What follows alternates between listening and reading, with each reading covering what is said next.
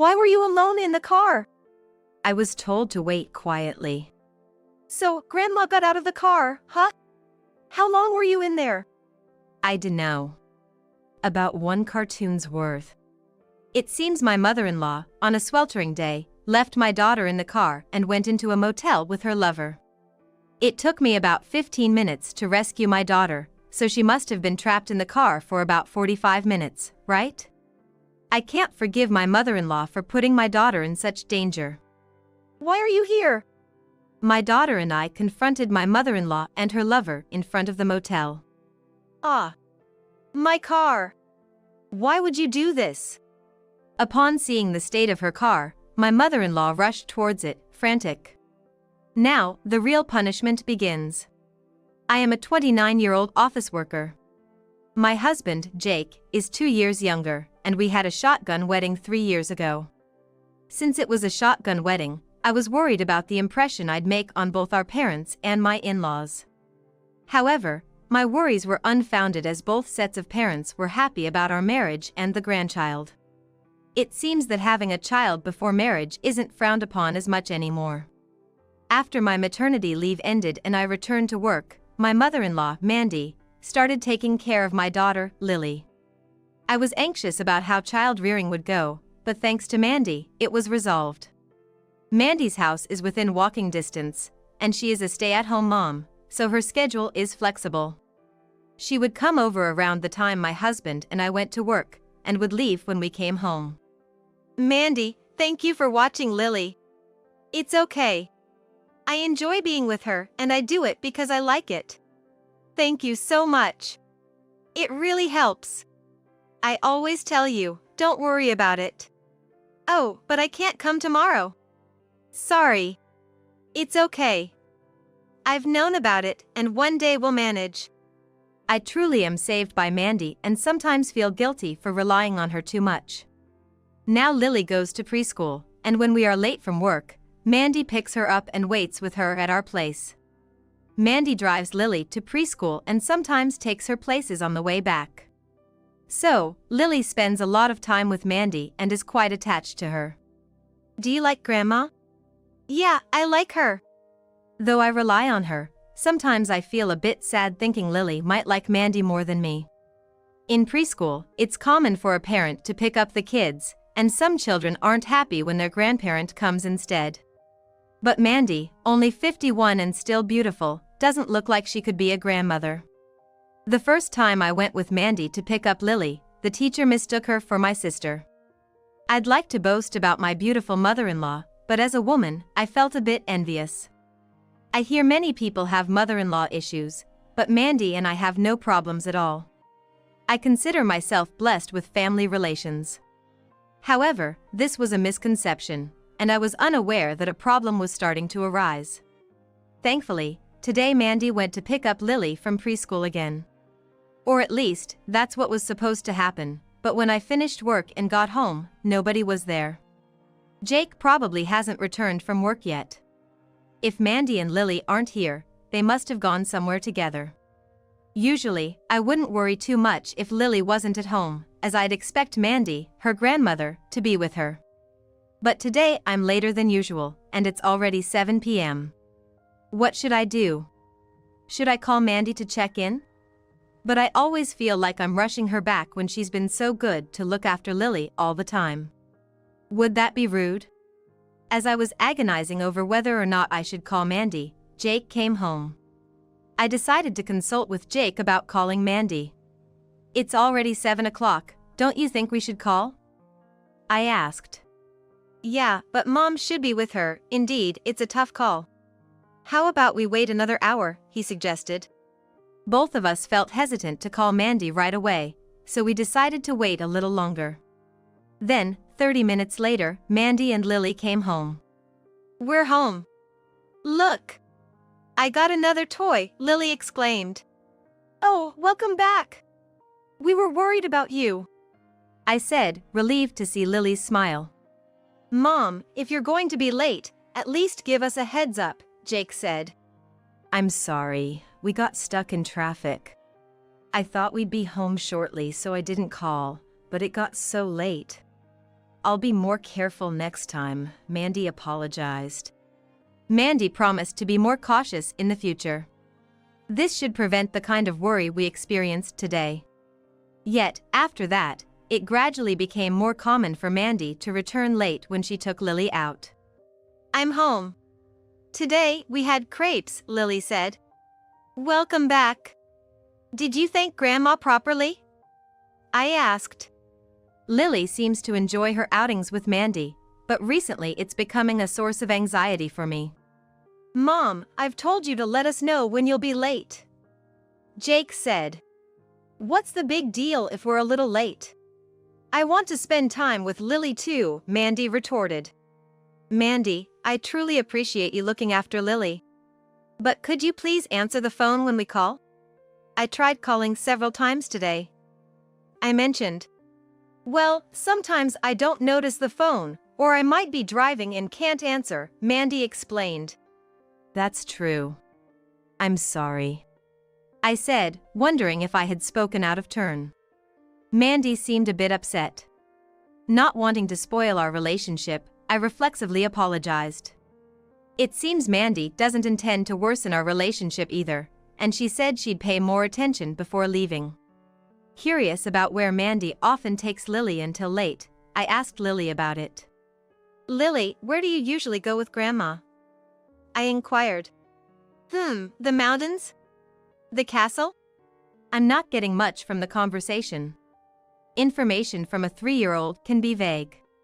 Maybe they're going for drives in the mountains or visiting amusement or heritage sites.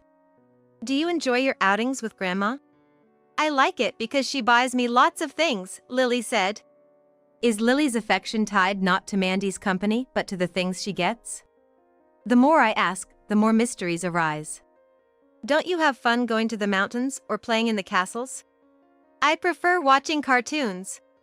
Even though Grandma drives you around, let's try to cut down on the cartoons, okay? She's not driving.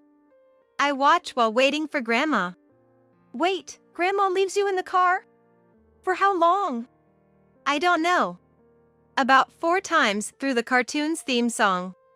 Lily seems to be saying it's about 4 episodes of a cartoon, which would mean about 2 hours. Lily has her own tablet for watching cartoons and learning. Something unthinkable when we were kids, but these days even 1.5-year-olds can use toy-type tablets, and Lily has been using one since she was 2. Piecing together the snippets I've heard from Lily, a dreadful thought has come to me. It appears that Mandy is leaving Lily in the car while she goes somewhere, and Lily is passing the time by watching cartoons on her tablet. While I can't believe Mandy would do something so irresponsible, I feel we need to talk to Jake about it. According to Lily, Mandy leaves her in the car and goes somewhere, I told Jake. I can't believe it. Would Mom do something like that? But if it's true that she's leaving Lily in the car, that's concerning. Right now, it's just a bit humid because of the rainy season, but it could be dangerous as it gets hotter in the summer. You're right to worry. Let's look into this. The next day, we confronted Mandy, the mother-in-law who had returned home late with our daughter, Lily. Mom, did you take Lily out somewhere again today? I've called multiple times, why don't you ever answer? Have I not said to contact us if you're gonna be late? That topic again? I told you there are times I can't answer the phone, right?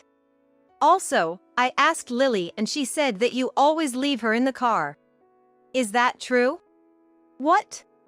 Lily has, no, that's not true. Mandy was clearly flustered. We exchanged glances, silently confirming each other's conclusions. We can't leave Lily with you anymore. Wait a minute. Why are you suddenly deciding this? We really appreciate you taking care of Lily up to now. But we just can't leave her with you if she's being left in the car.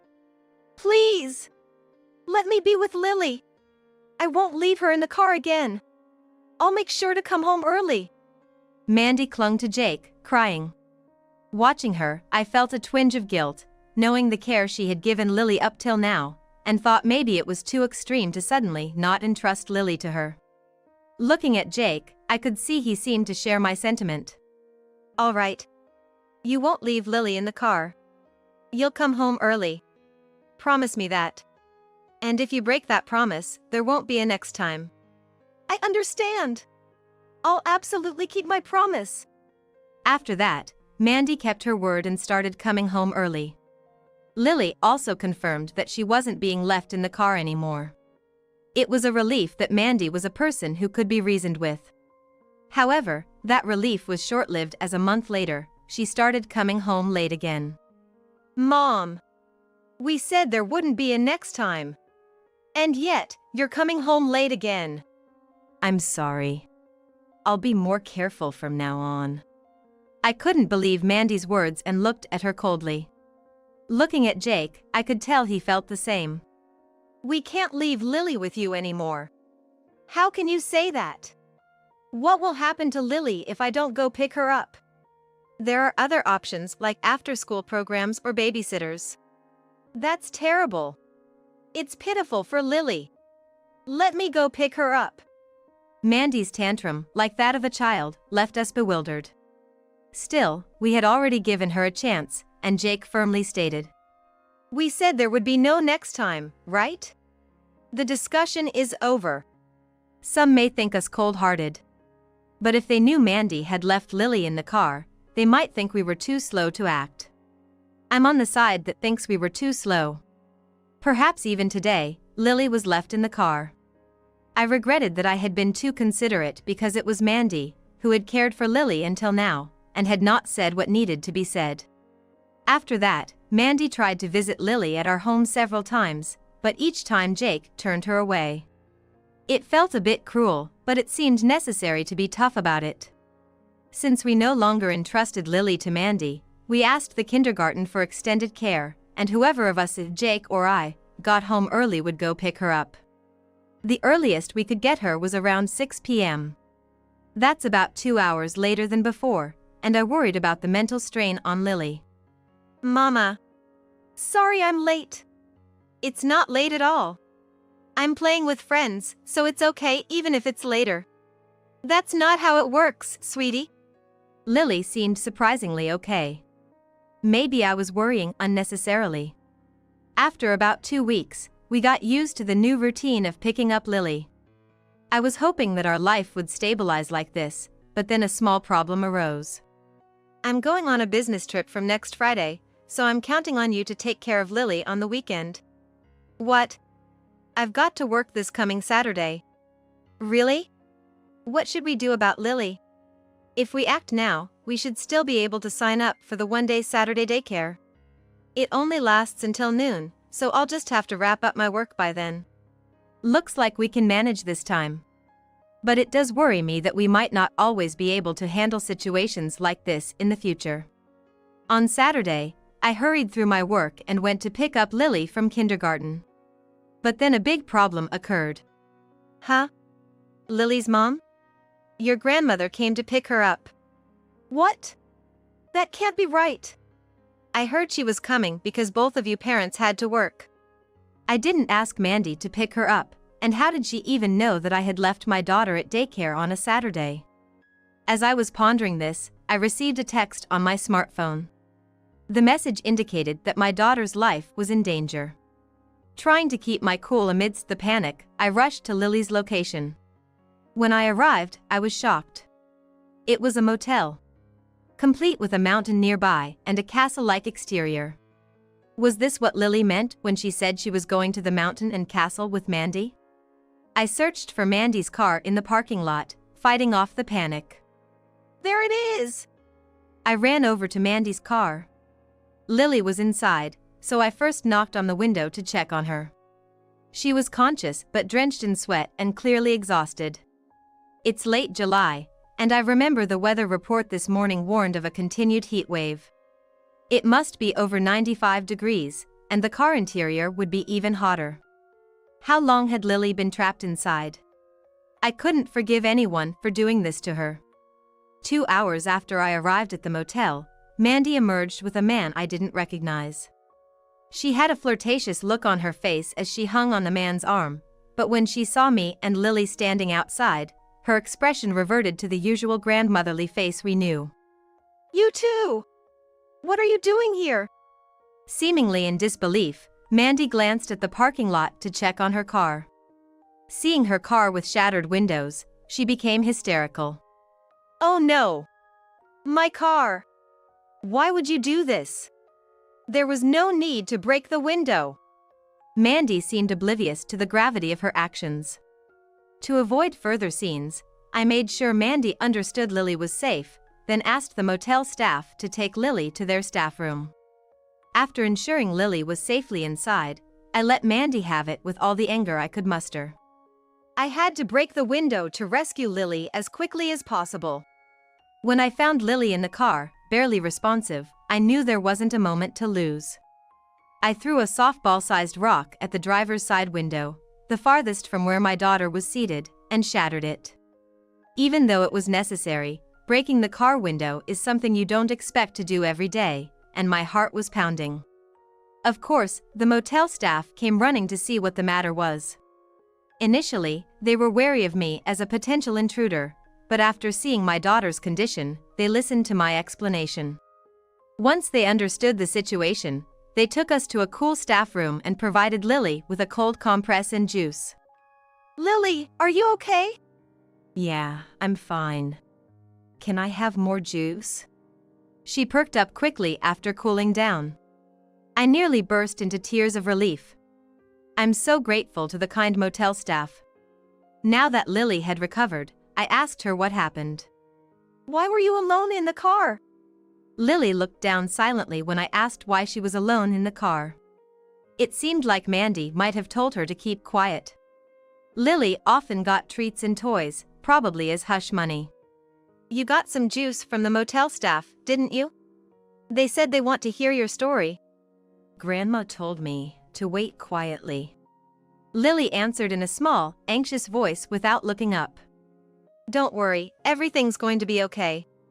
I'll make sure you won't get scolded for this. How long were you in the car?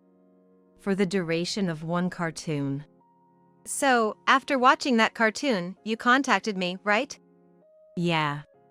It took about 15 minutes for me to receive the email and arrive at the motel, so Lily was probably trapped in the car for about 45 minutes in total. At first, the air conditioning had kept the car cool, but as the engine was turned off, the interior must have gradually heated up. Lily must have sent me a SOS text after she couldn't stand the heat inside the car once the cartoon had finished. It was an extremely hot day, and the car could have turned into an oven in minutes, but fortunately, the car was parked in the shade at the motel, which seems to have kept the air somewhat cooler. Still, the thought of what might have happened if I had been just a bit later sends chills down my spine. The motel staff listened to Lily's story with curiosity. I answered their implied question. This is why my daughter reached out to me for help. I showed them the screen of the tablet I had given Lily. This yellow icon is an app that lets you easily send a text to a preset location in an emergency. It's simple to use, just open the app and tap this button here. It's set to send a text with the time and place to my phone. After Mandy first left Lily in the car, I warned her to be more careful next time and forgave her, but I couldn't just leave Lily in her care again without taking some kind of action. So, I installed this app on the tablet just in case, and taught Lily how to use it. For Lily, who's adept at using a tablet, operating this app was a piece of cake. That's how I managed to end up here at this love motel, to rescue Lily, and stand before Mandy right now. So, you wanted to take care of Lily just as an excuse to have the freedom to sneak around for your affair, huh? Saying you're going out to dine with friends every time you have an affair would eventually raise suspicions. But how did you know to pick up Lily from preschool today when it's Saturday? I thought I might be turned away, but I went to pick her up to take my granddaughter out. When I got there, no one was home, and the house was empty. So I wondered if maybe the two of them had left Lily at preschool because of work. That's why I peeked into the preschool. And there was Lily. Your purpose wasn't really to spend time with Lily, was it? You just used her as a tool to cover up your affair, planning to lie later about wanting to play with her, right? My anger grew as I realized how Lily's life had been put in danger and how she had been used as a tool to conceal an affair. As I continued to scold Mandy, shrinking back more and more. The timid lover who had only been observing till now tried to interject into the conversation. I'm sorry, I was wrong too. Quiet. Your story can wait. Though they mustered the courage to speak up, they shrunk back even more than Mandy at my sharp rebuke. Right now, I'm talking to Mandy, and I don't want to be disturbed. Don't you understand how dangerous it is to leave someone trapped in a car? But I did give her a drink, and it was only for a short time. What part of 2 hours seems short to you? In this heat, Lily was nearly at her breaking point. But I couldn't just bring her into the motel. Obviously. But what kind of person takes a child to the scene of an affair? The responses I got back from Mandy started to seem so absurd that it felt pointless to continue arguing. This is beyond what I can handle. All right, enough with the excuses. Officers, I apologize for keeping you waiting. Eh? The police? After rescuing Lily, I had already called the cops. I asked if I could speak with Mandy before they came in, so the officers were waiting out of sight. Mandy's face turned pale when the cop showed up. And, by the way, her lover's face turned pale too. Isn't calling the police a bit much? Did I really do something so terrible? You'll realize just how bad what you did was when you're at the police station. Mandy and her lover were put in the patrol car and taken to the station. After seeing them off, I headed to the motel staff room where Lily was. I'm so sorry for the inconvenience. I couldn't apologize enough to the motel staff. But they were all so kind, joking and telling me to come back with just my husband next time. I'm not usually one for racy jokes, but this time I felt no disgust, just relief that I wasn't scolded. Shall we go home, Lily? What about Grandma? She went home earlier with that man. So, let's go home with Mom. Before leaving the staff room, I apologized. Mandy was facing multiple charges, including false imprisonment, kidnapping, and abuse.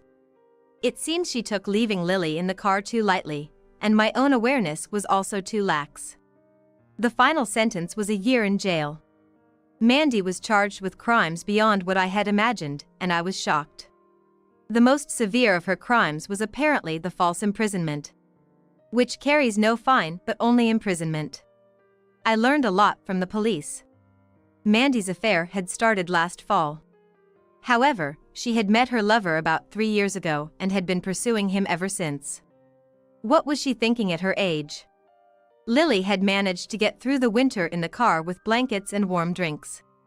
But trapping a child in a car is dangerous no matter if it's winter or summer. I'm just glad she's okay. The lover was a 42-year-old man she met on a dating app. It seems they were buying my daughter things and keeping her quiet. The lover turned out to be married, and now Mandy was being sued for damages by his wife. My father-in-law had enough of Mandy's infidelity at the age of 51 and divorced her. Of course, we cut ties as well. So when Mandy gets out in a year, she'll be completely alone. She won't have anyone to rely on, will have to find a job and a place to live, and will lead a lonely life.